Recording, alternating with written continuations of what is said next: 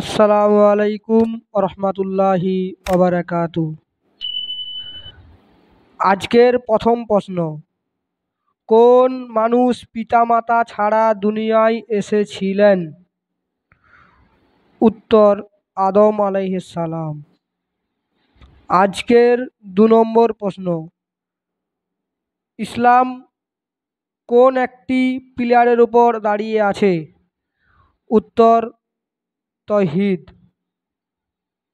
আজকের 3 নম্বর প্রশ্ন, ইসলামের কোন দিন মুসলমানদের জন্য বিশেষ? উত্তর, শুক্রবার। আজকের 4 নম্বর প্রশ্ন, ইসলামে কোন গোনাটি সবচেয়ে বড়? উত্তর, শিরক।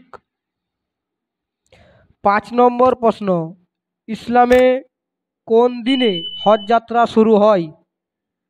উত্তর, জিলহজ মাসের 10 তারিখ। আজকের 6 নম্বর প্রশ্ন, কোরআনের সূরা কত ভাগে বিভক্ত? 2 ভাগে। আজকের 7 নম্বর প্রশ্ন, মুসলমানরা বছরে কতবার হজ করেন? উত্তর, একবার। আজকের 8 নম্বর প্রশ্ন, মহানবী কতবার হজ করেন? উত্তর, একবার।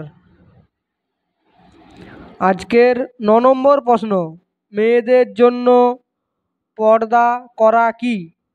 উত্তর, ফরজ।